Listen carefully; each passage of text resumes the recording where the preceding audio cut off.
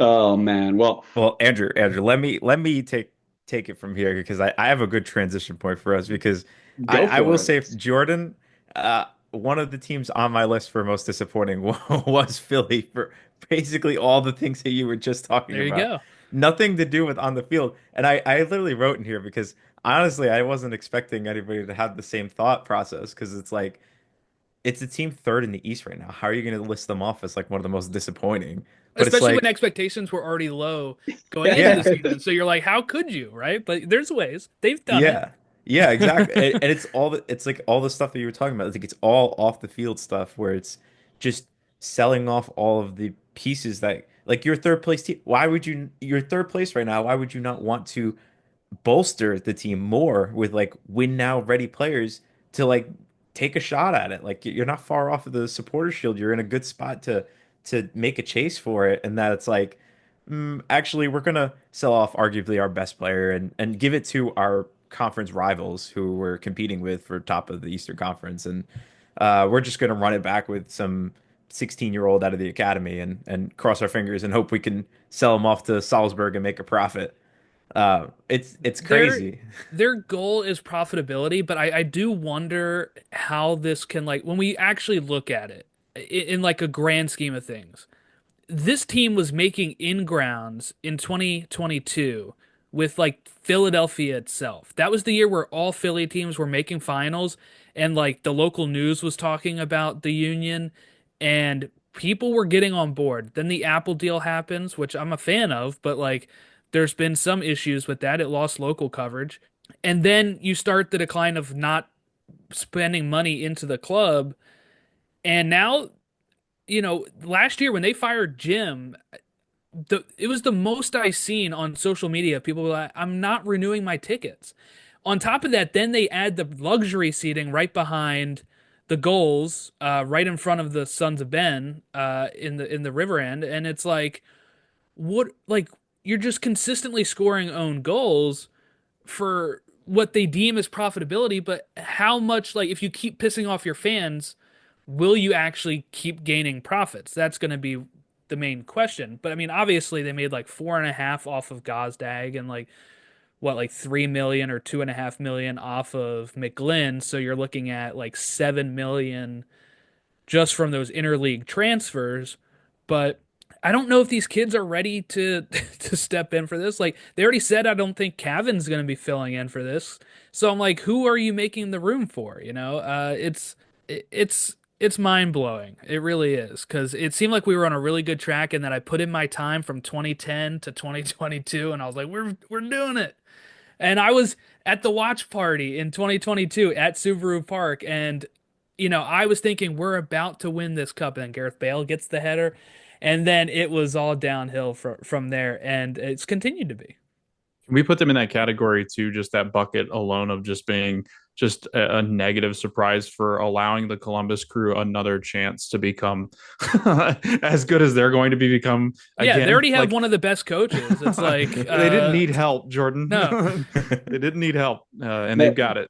well, it almost feels like everybody against Miami now, right? Like, all right, who's Yeah, the best team that can right. who could take on my who can take yeah, yeah, on Messi? we'll send him to Yeah, what do you Columbus so want? that way they can take down Miami. Yeah, anything. KDB's coming over. Who wants him? Yeah. That's right. Miami, KDB, and Messi versus the Yep. world.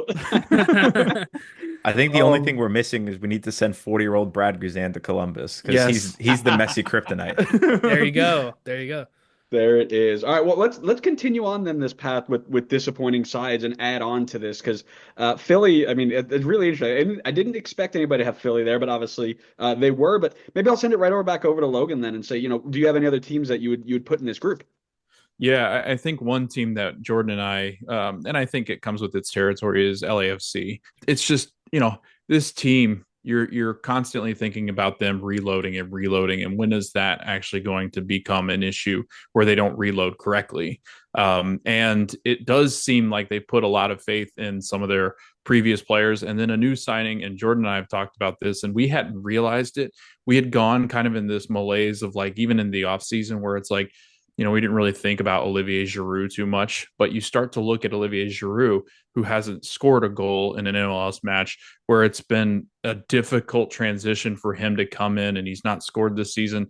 He's not really been a part of the side for LAFC, and you bring in these high-powered attacking players, and you bring in Jeremy Ebobisse, who Jordan and I thought that's a brilliant signing. Finally, maybe Ebobisse gets to somewhere where they can create and get him chances inside the box to score goals. And he hasn't done so yet. They get rid of one of their best players in Bogusz, and then you get rid of Christian Oliveira too. You bring in another DP signing and Cengiz Ünder, and he's not been anything that's to write home about. So again, I feel like LAFC had a time coming when they weren't going to necessarily be the top team in the West. I still have faith that they can be a top 4 team in the Western Conference, but I am starting to see where maybe there's some cracks in that team where they might have to look elsewhere to bring in other players to kind of help solidify what they've got going on. When David Martinez is leading that attack with just 2 goals in MLS, I think that's a concern just because you're used to guys like Bouanga leading the charge. You had a Carlos Vela who had been there for so long and scored goals and propelled this team to being the best team in LA. And had the Galaxy not lost Ricky Puig, I think LA Galaxy would now be entering the conversation of the best team in LA until LAFC kind of get their mojo back. But since that Gareth Bale header, I just feel like LAFC is missing something. And I'm not sure quite what that is, except for that prolific goal scorer, prolific midfielder that's going to take them to the next level.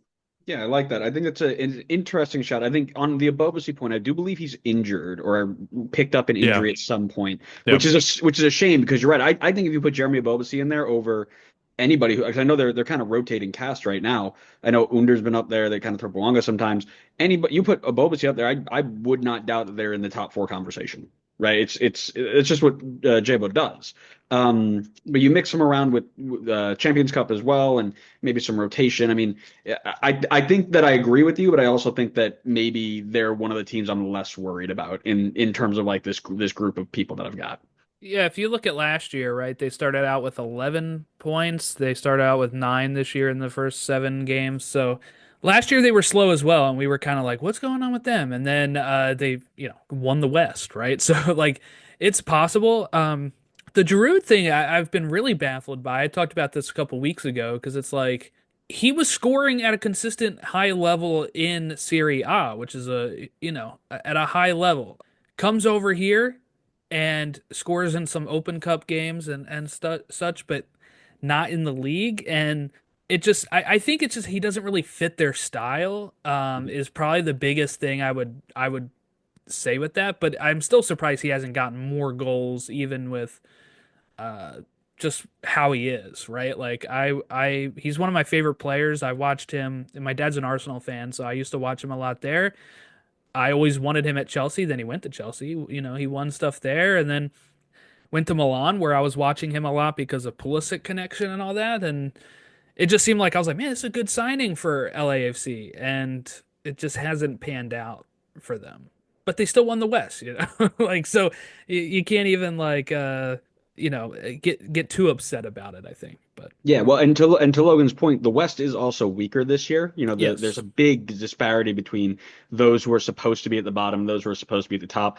I don't think it takes a mountain to get them into that conversation where they're punching for home playoffs. So, it'll be really interesting. That's one good thing about the West being weak is that it's always going to be interesting up to the end, right? You're not going to have the San Jose's of year past where they're done with they're the who's down? Is Southampton down now with 7 to go? They're like the Southampton of MLS. Yeah.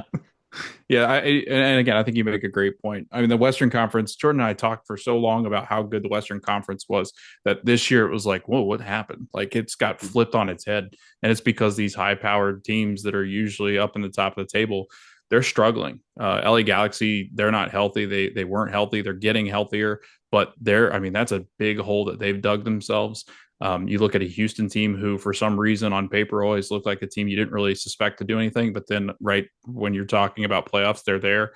But yeah, I mean, you've got certain teams like that, Seattle, who's gone through different injury and rotational pieces where they've brought in new talent, and again, that talent gets hurt or they're aging, so it's hard to pinpoint where exactly. And that's what's fun about the West is like Seattle and LAFC always have these weird starts, and all of a sudden you look up and there they are again. So again, we could look up in a month and LAFC's back, and everything I've just said goes out the window. But again, I think it's interesting because they don't feel like the LAFC of old, but they surely feel like a team that could get back into it just because, like you said, Andrew, these teams at the Western Conference, especially in that first four slots, I think those teams are susceptible to fall back down some. Yeah, for sure. And I want to send it right over to Connor because you mentioned a team that I think he has some apologizing for because he dropped a massive podcast curse on them over in the big state of Texas. Connor, I hope that team is on your list here. It's not. I will never apologize. Houston is my Peter Vermees of teams, if I'm gonna be honest with you, where it's like every year I bet against them, and then this was the year where I finally said, "All right, I'm just gonna stop betting against them because they prove me wrong every single year, and now they stink." So, no apologies for Houston. You had your chance to prove me right on this one. I can if we want to go around to some. I know I mentioned Philly before. If we I don't want to steal Um, someone else's team if somebody else wants to go, but I I was do have gonna, more. yeah, Go ahead. I was gonna say because I think Logan teed me up for it here with Seattle. That was my pick. I have Seattle. They're starting with 6 points in 7 games. After making what I thought were some really good signings to bolster after losing Rui Diaz and stuff, they bring in Paul Arriola, who's now injured, of course, unfortunately, and Jesus Ferreira. They raided Dallas, but they end up, with 6 points. Jordan Morris breaks the goal scoring record in all comps, and that's really been the highlight of their season so far. They had a draw with Charlotte at home. At RSL, they lost. They beat LAFC, which I thought was like, oh, maybe they're going to turn it around here after that slow start. Then they lose at St. Louis, draw with Houston, draw at San Jose, and then lose to San Diego 3-0. But I went back and looked at last year because I was like, I remember them starting off pretty slow last year, and they actually started with 6 points in 7 matches before finishing fourth in the West, going 3 losses on the road, no wins, 1 draw, and 1 win, no losses, 2 draws at home. And that's exactly how they started this season as well. But the big difference is they've given up 11 goals while only scoring 8 compared to last year. They actually had a positive goal differential after scoring 9 and giving up 7. But, just highlighting that of like, hey, last year they actually turned it around and just like LAFC and ended up in that conversation at the end of the day. Um, so if you're a Seattle fan, there's some like, hey, this might work. Especially last year, they had lost De La Vega for a bit, and it's kind of like, oh, you lost Areola for a bit. They're bringing in a new player now, right? Like they're still trying to get this team to work. So that is probably a positive for Seattle fans. But I don't know. I expected more from them at the beginning of the season, and they haven't been able to get it done. Yeah, I would agree with that. That's another team that's on my list here. I've got a couple, but yeah, I think Connor and I both had them at least one or two, maybe if not both one, for the exact reasons you mentioned, right? Really good offseason, bring in a lot of MLS experience, which usually pays off. The injuries are going to happen and such, but again, this is another team very similar to like LAFC, where I'm just not so worried about them. They were in Champions Cup this midweek to start the year, and they had a pretty good result against LAFC 5-2. The worry that I have is the points that they've dropped, right? The likes of Houston. Those aren't games you want to see them drop. However, I'll give them a pass with CCC. The little asterisk I'll put out there is there's always one team every season who should be at the top who get tripped up by CCC and just never recover. And this may be Seattle's year to do that. I'm not putting out there saying yeah it absolutely is, but it's something to keep an eye on. But I'll give them a pass for now on that. Connor, I'm gonna jump in here and do this because I don't want you to take this from me because I have told you multiple weeks that your favorite club is on fraud watch and I'm keeping them there. You're on fraud watch. Atlanta United is completely on fraud watch. What do they have? $40 million invested in their attack, and they've got less It's goals. insane. Yeah, and they've got less goals scored than the Chicago Triple Gs. Like, what are we doing here? You know?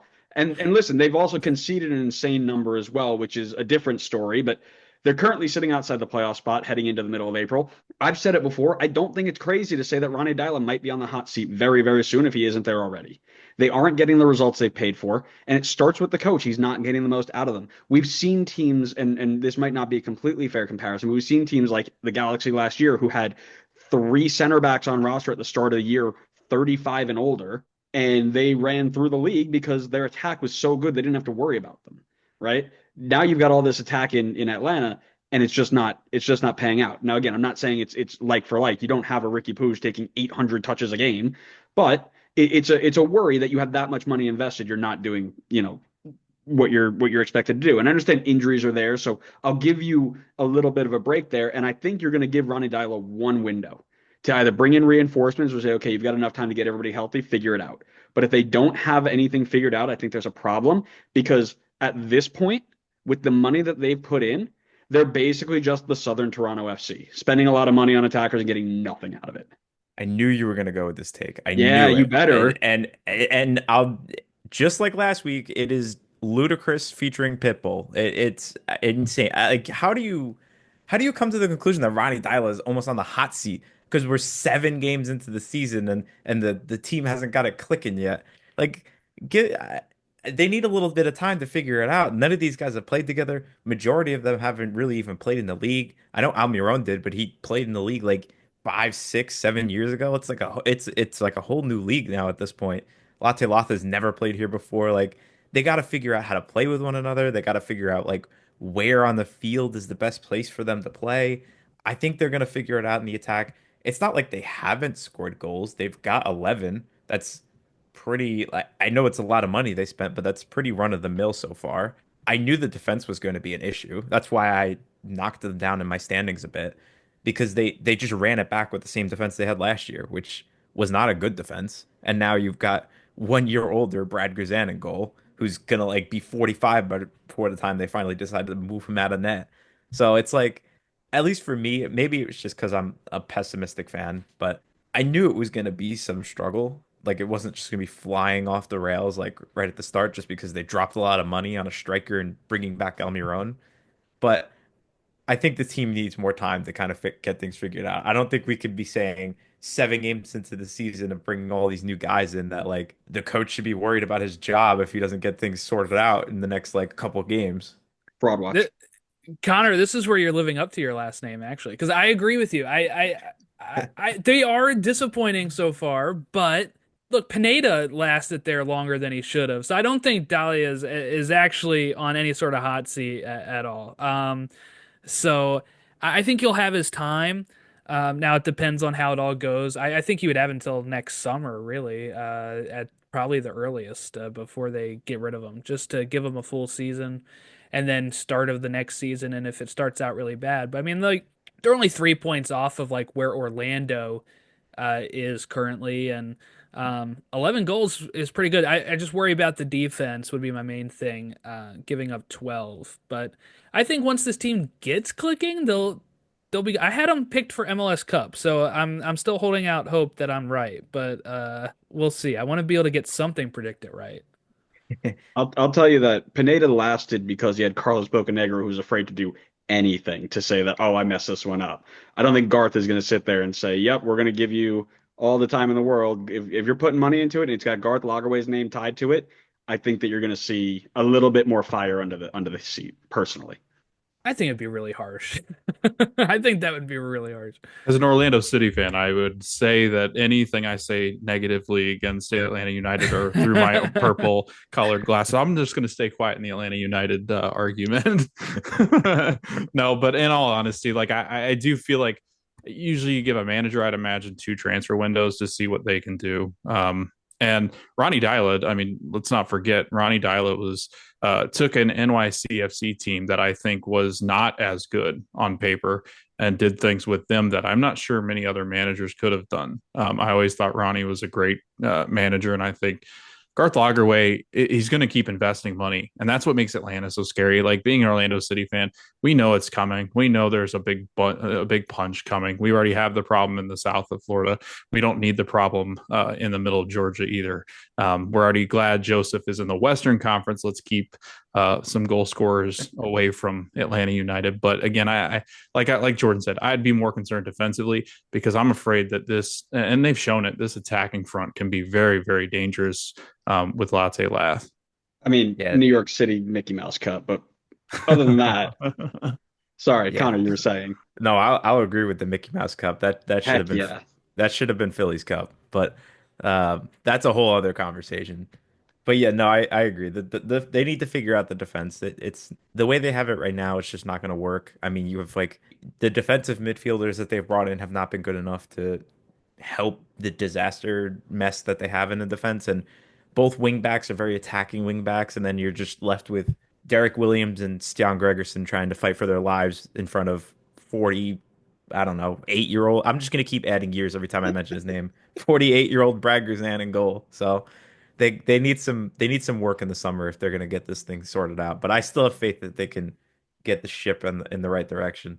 My only worry, and I know we taken this very, very egregiously, right? But my only real worry is I don't see him getting the best out of these players. And this is Ronnie Dyla now. Bartosz Szlisz looks like a USL player. I've watched him a couple of times now, and he looks really poor, which he didn't look under Pineda. And I don't know if that's just maybe he looked better in a different system, but he's been one of the players I'm like, who is this guy? How did he get here? And then you've got these other players, and I understand like Amador and Lennon are coming back, and that's going to add another level, no doubt. But the players who replace him, like Matty Edwards, playing on that right back spot, I thought he looked good, but he wasn't the best that he could have been, right? And I think there's room for him to grow and things like that. But when you look at the fullbacks that they've produced so far, right? Brooks Lennon is one of them, of course, but Caleb Wiley, who's now transferred over to Chelsea and has been loaned out probably 7,400 times by Yep. now. I haven't kept count, but that's par for the Chelsea That was course. accurate. Yeah, I agree. When you look at those sorts of levels, you would expect kind of that being the mold of what they expect out of them. And I'm just taking two off the top of my head, but it feels like there are certain players that he either hasn't helped progress yet. And again, I understand, Connor, I know you're about to say it's been 7 games. I get it. But I feel like there are players who have regressed under him as well, right? Bartosz Szlisz being the main character there. So just my 2 cents. Now, when you say Sleece is playing like a USL player, do you mean a USL D1 I player mean, or a whichever not always. whichever one Championship? he ends up in, I guess. I like that. We just had a whole nice conversation about that. We'll dive into that here probably 74 years from now because I can't talk about it anymore. Do we have any others we want to throw out there before we keep going down the Atlanta train? Because I could all day if you want, Connor. I could do it. Listen, you keep going down the train. I will keep defending them because I think you're out of your mind for it. But You're the meme of the soldier standing with all the arrows in the back. yeah, It's that's just Atlanta underneath me you. defending the whole fan base from you. I'll throw out one more I had on my list, and Sure. it's a team that I think has been temporarily disappointing, but I think can turn it around. I've gone for St. Louis City, and it's funny because I had Austin as my most surprising, and I have St. Louis as my most disappointing.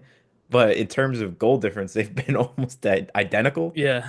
Um, but yeah, St. Louis, I think, like I said, I think they're in a really good position to turn this around because I did not have any faith in their defense being as good as it has been so far this season. So that's been really encouraging to see that they can play to this level defensively. I thought they were going to be a rocket in the attack and just really, really good. I think I remember Andrew fell for this too. He did this a few years ago with SKC when Eric Tommy and Willie Agata came in and were lighting it up in the half season that they were there in a already dead season for SKC. I'm 100% falling for the same thing for St. Louis right now with Hartel and Torchart. And I had so much confidence in them going into the season because I thought those guys were going to carry that momentum. And then you throw in guys like Klaus as well into that mix. And I was like, they're going to be scoring goals for fun. Like, it doesn't matter how many goals they concede. I mean, the Galaxy just won the cup while having like 36-year-olds in their center back line. So, St. Louis can pull it off too. And it's been the complete opposite of that so far. So that's pretty on par for this podcast. But I think they can turn it around. I think they just got to get Hartel, Klaus, and Toyshard and other guys in the team to just kind of like get it figured out and start getting into a rhythm, and then try as best as they can to hold this defensive momentum that they have. But it's been a slower start than I was expecting for them. I think it might be some of my own issues of having too high of expectations, but I think they've been a bit underwhelming, at least in terms of the attack. I didn't need to catch a stray there. That wasn't necessary. You could have just said you made It's a not a mistake. stray. I was just making an observation. You're right. You weren't straight. You came straight for me. You're right. I You're did right. call You you just out by came at name. me. Jordan, your thoughts? Yeah, they are disappointing, right? Like I didn't actually in this case I had them bottom of the West, I'm pretty sure. So Ooh. I am pretty dead on it, but it's like when you look at, 4 weeks into the season, they were undefeated and what the first 3 games or something they hadn't even given up a goal, and then now they've fallen down the table because they've scored 4 and only given up 4. So they drew with Colorado to start, drew with San Diego, they beat LA Galaxy 3-0, beat Seattle 1-0. You're like, man, they're actually maybe legit. And then it's just lose to Philly, lose to Austin, lose to SKC, not scoring at all in those matches. And their 4 goals have come from 2 games is kind of what I would be worried about if I'm a St. Louis supporter.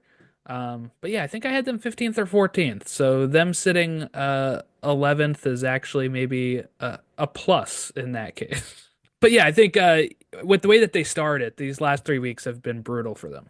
Yeah, one of my tie-ins to this was that they're doing all of this defensive work, second lowest in the league, without Roman Berkey. He's been hurt, which I was like, Yeah. that's super. You would look at that any other year and be like, oh man, this team is set up for greatness. And then you look at them; they haven't scored in 3 straight games. They've been held scoreless in 5 of their 7.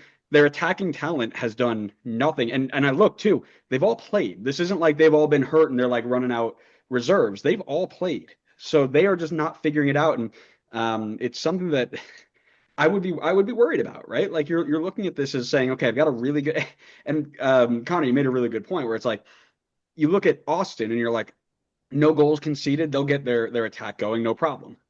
Here it's the complete opposite. Like you had such high expectations for this attack, and now it's like, oh, this is a problem. And it's just I'm really interested how they're going to approach this and fix it because you've got too much talent here not to be scoring goals. All right. Well, does Can I anybody have anybody? actually, Oh, go yeah, ahead. can I give one more positive one? Because I'd be remiss if I did not mention this Yeah, club. I'd love it. Go Because ahead. I was down on them because Charlotte. I was kind of not a believer going into the season. I was like, you guys did it last year.